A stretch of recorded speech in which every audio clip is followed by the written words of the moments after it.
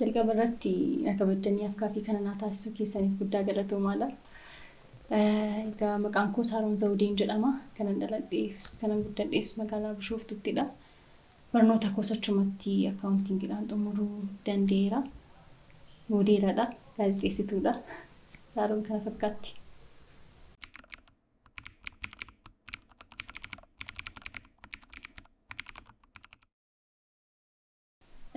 Skriptiin hiree jaalalaa jalqaba yeroo naga'u barsiistuu taateetudha.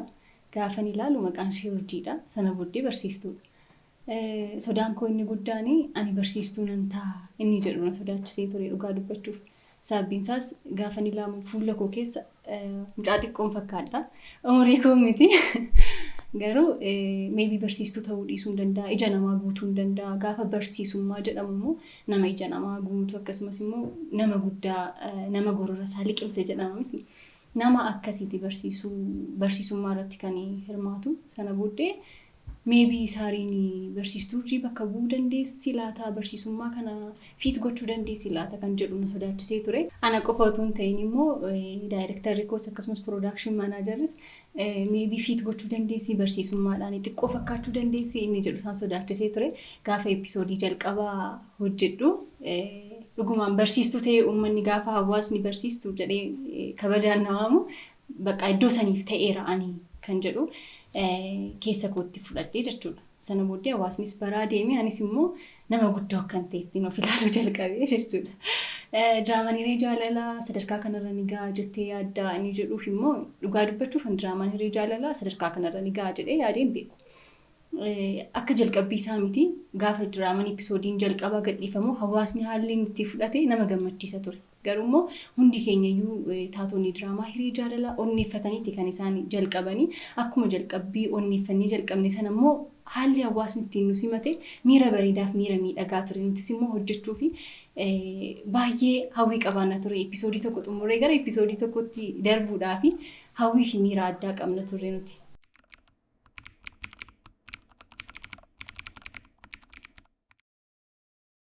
Kaaraaktarri Urjii gaafa naaf kennamtu baay'een gammade. Gammachuu koorra darbee immoo akkuma isiniin jedhee sodaan qaban ture. Sodaan koo immoo maybe barsiisummaadhaaf ija guutuun dhiisuu hin danda'a kan jedhu sodaadheen ture. Garuu immoo barsiistuu Urjiin amala gaarii qabdi baay'ee namatti tolti. Namoota naannoo isheen dubartii hubattudha. Dubartii ogeettiidha. Miira keessa galtee wanti isheen murteessitu hin jiru. Itti yaaddeeti wantoota isheen kan murteessitu. Sana booddee immoo irruma caalaa immoo barattoota ishee baay'ee hubatti. Akka isaan barnoota haala gaariidhaan fudhatan, akka isaan baratan barsiistuu yeroo hundumaayyuu otuu barsiisonni hundumtuu akkas ta'anii kan nama jedhu amala akkasii waan qabduufi ani otuun diraamaa hiree jaalalaa keessaa ishee kana ta'e yookiin immoo nama kana ta'e hojjedhe kanan jedhu hin qabu. Kaaraaktarii kootti baay'ee gammadduudhaan. Itti dabaluun immoo amalli Urjii fi amalli Saarii wal fakkaataa dhugaa dubbachuuf fayyeen wal fakkaata. Ani akkuma diraamaa hiree jaalalaa kaaraaktara kana dubbisee itti galeeni amalli koof amalli Urjii garaagarummaa hin qabu. Wanti ishee tokko na rakkisee hin jiru. Dubartii tasgabbooftuudha isheenis. Anis akkasuma dubartii tasgabbooftuudha jedheen of yaada. Sana booddee amalli ishee gaarummaan ishee maal wal fakkaata garuu amala ishee keessaa inni tokko kan maybe Saarii wajjin waliin fakkaatu jedhee kana nan yaadu. Hunda amanti. Nama naannoo ishee jiru hundumaa amanti. Namni hundumtuu gaarii itti fakkaata. Namni hundumtuu waan sobutti hin fakkaatu. Dhugaa kan dubbatu itti fakkaata. Ani dhugaa dubbachuu fi namni tokko gaafa natti dhiyaatu nama akkamiitiin jedha jalqaba. Amala koo keessatti jechuudha. Callisee namoota hin amanu. Namoota namanuu qabu. Garuu immoo callisee nama hin amanu. Nan yaada xiqqoo taa'ee nan yaada. Namni kun nama akkamiiti maaliif natti dhiyaate maaliifin akkas godha jira miti wantoonni ani gama koon ilaalu tokko jira. Urjiin immoo wanta akkasii hin ilaaltu. Nama hunda amanti. Namni hundumtuu dhugaatti fakkaata. Kuni Saarii fi Urjii gargar baasa jedhee yaada malee amalli Urjii wal fakkaataadhaan Saarii wajjin baay'ee wal fakkaata. Parsantii 85 amala Saarii qabdi jedhee yaada Urjii.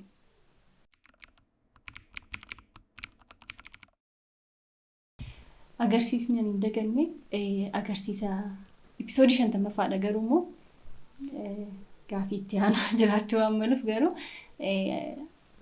tokko kaasee amma 40 keessaa kan hin daganne isa nani giiftii fi abbaa koo wajjin wal dhabee sana booddee abbaan koo na kabalu isa hin dagadhu. Abbaa mucaan akka kana akka taatu gootee guddistee kunoo har'a nama wajjin jiraachuun ishee ulfaateera. Hin sobde abbaa koo. Anna mandumaatee wajjin walii galee tan jiraadha. Cufi afaan kee. Mi amma immoo akkaataatti daa'ima guddisan na barsiisika. Isatu si hafe. Sitti moo abbaa? Ani ishee fayyadde sitti fakkaatee ati tokkoffaadha. Ati eenyuun hunguttu maal jechaa mucattii guddisti. Kunoo amma of wallaaltutti akka kana taatee sii jirti. Baga gammaddi. Sitti haa tolu kunoo. Urjii! Oo abbaa. Waan abbaan kun natti maana guddise ofitti amanamummaadhaa fi onnettuu akkan ta'u na godhe malee huma waan natti reesse tokko hin qabu. Situ gidduudhaan dhufee ofitti amanamummaa kana jalaa salphisaa jira. Gifti afaan kee utuu qabdeessiif fa'i. Isheetti dubbatin siin jedheera Urjii. Afaan kee qabadhu har'a. Kunoo argitee waan mucaan jette hundumarrattuu deeggartee akka kana taatee siif hafte. Irra deebiin baga gammadde abbaa koo. Urjii akkamitti abbaa kootti deebistati?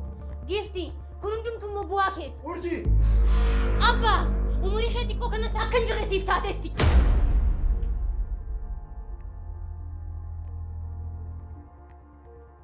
Kaballaansaa torbee baay'eedhaaf na dhukkube. Kanaaf isa dagachuu hin danda'u.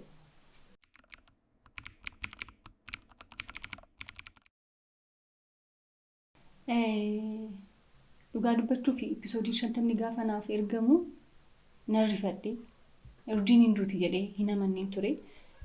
Diraamaa hiree jaalalaa keessatti episoodii hundumaayyuu gaafa nuuf ergamu agarsiisni hundumaayyuu gaafa ergamu gaafa dubbisu natti tolee gammadee kan dubbisu jechuudha.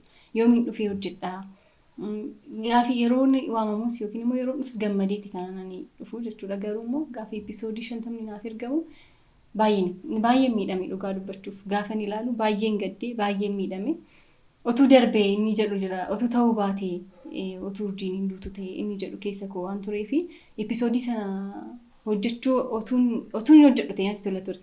Sababbiin isaas gaafa kootti episoodii 50ffaa hojjedhu naan jedhanii hin dhufun ture ji'a 2 rakkiseera. Hin hojjedhu jedhee daddabarsee beekaa otuma natti tolu natti hin tolu jedheera. Mana ciisee otoo hin jiru lakki ani naaf hin mijatu hojiin jira jedheera. Episoodii 50ffaa dirqamaan hin hojjedhe. Jabina daayirektaraa fi piroodakshin manaajara keenyaa hin hojjedhe malee episoodii 50 otoo na darbee anaan iyyuu natti tola. Barreessaa diraamaa hiree jaalalaatiinis immoo maaloo hin du'in urjiin jedheera. Irra deddeebi'ee hin gaafadhe. Sababbiin isaas akka urjiin duutu hin barbaadu. Urjiin hawaasa biratti baay'ee jaallatamti. Barsiistuu gaariidha. Namoonni baay'een kan fakkeenya ishee godhatanidha. Dubartii ogeettuudha, dubartii hubattuudha. Kanaaf otuu diraamaa hiree jaalalaa keessatti urjiin haala saniin hinduutu ta'e kanaan baay'ee natti tola ture. Garuu immoo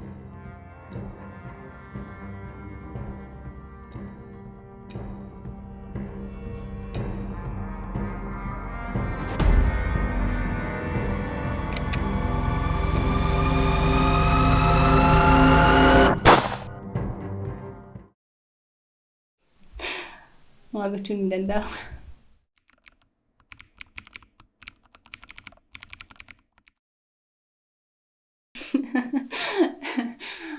Dhugaa dubbachuuf anaanis otoo abjuu ta'e natti tola ture. Abjootu ta'e. Ammayyuu abjootu ta'e natti tola. Urjiin du'ootuu dhiistee diraamicha keessatti ani baay'ee gammadduudha. Hawaasnis kana waan barbaaduufi jechuudha. Barsiisonni hundumtuu otoo akka koo ta'anii barattoonni hundumtuu barnoota hin jaallatu. Akkasumas immoo biyyi kuni barattoota jajjaboo namoota biyya isaanii qaruu danda'an, biyya isaanii guddisuu danda'an hin qabaatu jedhee yaada. Sababbiin isaas barsiisaa gaafa jaallattu barnootumayyuu hin jaallattu taanaan sababa barsiisaa jaallattuuf barnoota tokko hin jaallatta. Kanaaf ani barnootaan hin jaallanne jaalladhee beeka. Dhugaa dubbachuuf keemistirii hin jaalladhuun ture. Garuu barsiisaan keenya amala urjii qaba ture. Sanaafi otuma barbaadiniin dhaggeeffadhaa otuma barbaadiniin kilaasii keessatti argama waan hin ta'eef barattoota barsiisonni hundumtuu akka urjootu ta'anii ani dhugaa dubbachuuf ergaan ani dabarsuu barbaadu barsiisonni hundumtuu akka urjii ta'an jedha. Amalli ishee namatti tola, haalli isheen itti hubattu, wanta negatiivii yaaddu, pozitiiviidha wanti isheen hundumtuu yaaddu, yaadni ishee waan namatti toluu fi barsiisonni hundumtuu akka urjii ta'an jedha.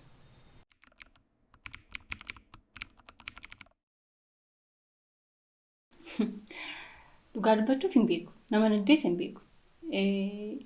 Doktor Eebbaas ta'uu danda'a, beekaas ta'uu danda'a. Sababbiin isaas lamaan isaanii aarii narraa qabu. Eebbaan gara beekaatiin aarii narraa qaba. Beekaan immoo gama koon ganamuusaatiin immoo aarii narraa qaba. Beekaanis gochuu danda'a, Doktor Eebbaanis gochuu danda'a. Kanaaf nama kanadha jedhee murteessuu hin danda'u.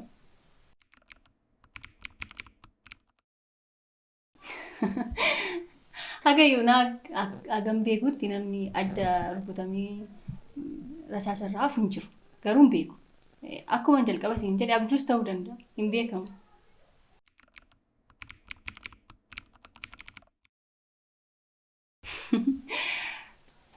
Gaafiin qabu beekaadha. Maaliifiini beekaadhaani sababa malee wal jaallatu. Sababa yeroon siin jedhu jaalaladha kan anaaf isa walitti hidhe. Gaarummaa miti. Gaarummaadhaan nama jaallachuu fi sababa malee nama jaallachuun immoo tasuma gargariidha. Sababbiin isaas ani eebbaa gaafan jaalladhu obboleettii koo naa oolchuu isaatiin wantoota gaggaarii baay'ee naaf godhuu isaa oolmaa isaatirraan kan ka'edha. Urjiin jaalala kan itti fakkaate malee jaallattee miti. Jaalala dhugaa garuu beekaatu ishee jaallata. Beekaa jaallattiinis beekaadhaan jaalala dhugaa kan waliin dhandhaman. Kanaafi beekaadha.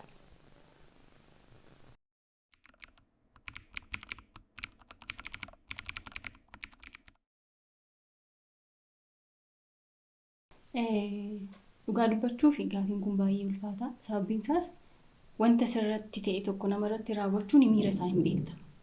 Miira tokko seensi goote gaafa namarratti raawwattu immoo miirri isaa ittuma caalaa ni ulfaata. Gaafa nireedhaan akkas jedhanii ittiin jedhee ka'eeni kana ani deebi'ee immoo gadduufi utuun hin jedhu ta'e garuu immoo dirqamadha. Urjiirraa kana nu badhe kanarratti namni ofiisaaf caalsisuu hin danda'u. Nama jaallachuu dandeessaa garuu immoo ofii kee dursita.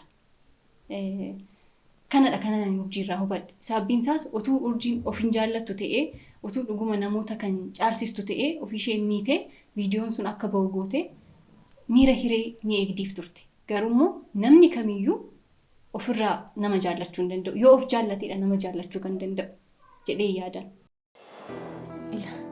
Isheen obboleettii keeti. Ani immoo jaalallee kee waan hin ta'eefidha.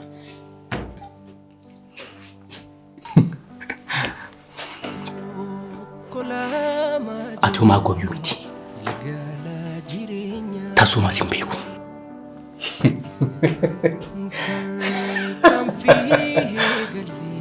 Akkuma nama hin beekne wajjin ciisuudhaaf ariifattee fedhii miiraa keetii baate.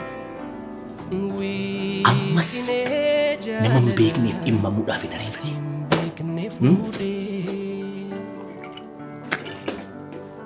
Jalqaba gubbaa keetii hiikachuutu sirra ture. Sigare!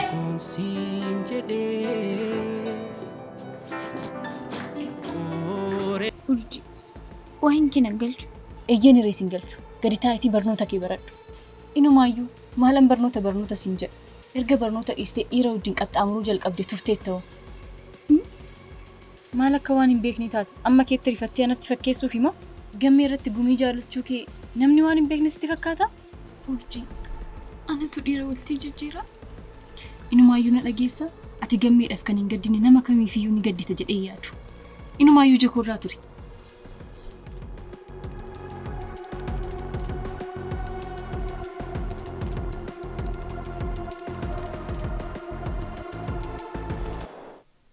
Miira ulfaataa ture baay'ee. Sababbiin isaas yeroo beekaan anaan akkas jedhu baay'ee natti ulfaatee ture anaan. Galee hagam bo'utti akka hagam gaddutti miirri koo baay'ee miidhamee ture. Kanaaf miira ulfaataa akka ta'e utuun beeku isheedhaan immoo wanta wal fakkaataa gaafan jedhuuni soo miidhama addaadha jechuudha kun.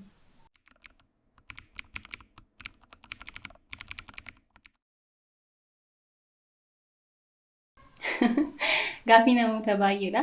Yeroo baay'ee gaafa laayivii seenu yookiin immoo namoonni gaafa na argani atii fi giiftiin obbolaadhaa jedhama.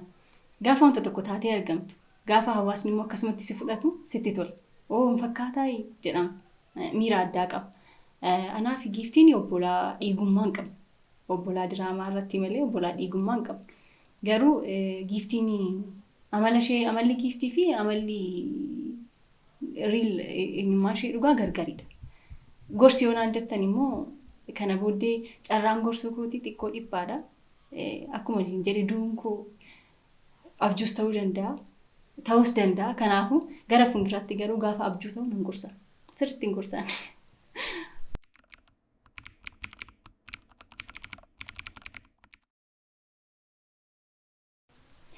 Barnoota siivikii irratti homaan jedhu.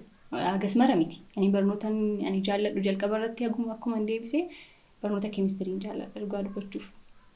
Fi baayoloojii nan jaalladha. Sarraan kanaaf garuu siivikii nan jaalladha sin jaalladhus jechuu hin danda'u.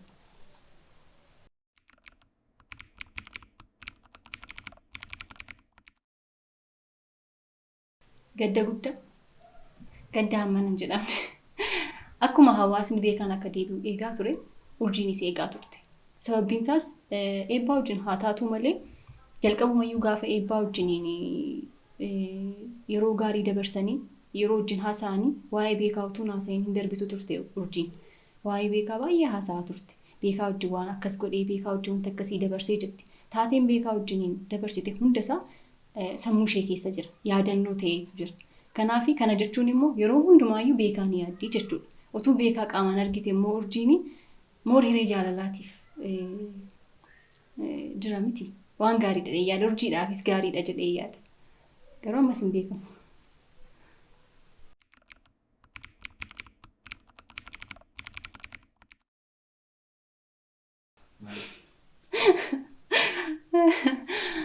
Barattoota koo walitti na buusuufi urjiin hin logdu.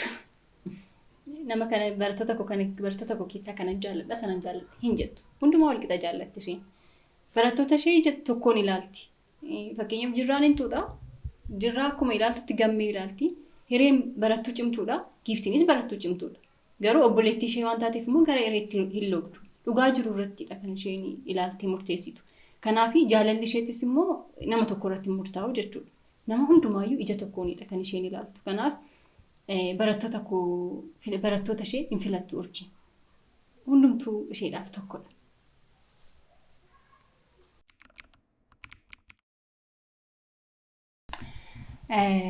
Dinqisiifattoota ammarratti ergaa dabarsuun ulfaata. Na arrabsaa turan sababni isaas episoodii 48 irratti Dr. Eebbaa wajjin urjiin seenaa biraa keessa galtee turte. Kanaafi dinqisiifattoonni kun natti aaranii turan akkamittiin beekaa gantaa akkamittiin akkas gootaa aarii keessa jiru. Garuummoo gara galateeffannaatti yeroo deemu waan hundaafuu guddaa galatoomaadha. Namoonni na jaallattanii namoonni urjii jaallattan amala ishee jaallattanii guddaa galatoomaanaaf nuuf jiraadhaa Borsan Fiilmisiif jiraadhaan isiniin jedha.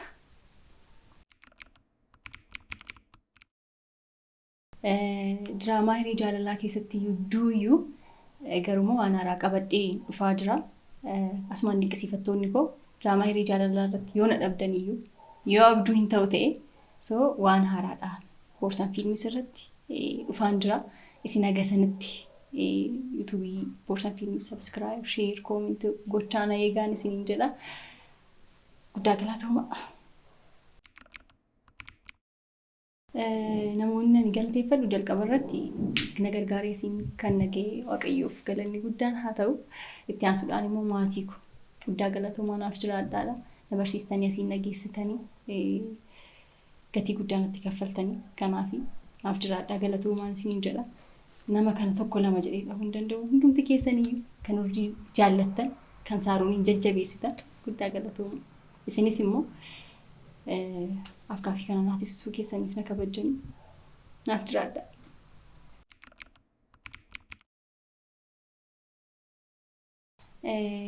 Mudannoo addaa ni qabu.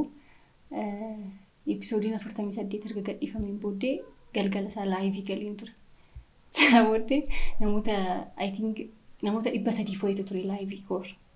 Hundumtuu kan barreessanii isa nani beekaadhaan ganedha. Arrabsoo ciccimaa, arrabsoo dubbisuuf namatti ulfaatu, haasa'uuf namatti ulfaatudha kan isaan naan jechaa turanii. Nama 300 fo'i dhiisee hin ba'e laayivii irraa jechuudha. Inni akka mudannoo addaatti maybe anaaf jechuudha. Malee mudannoo addaa ta'e kan biraan qabu.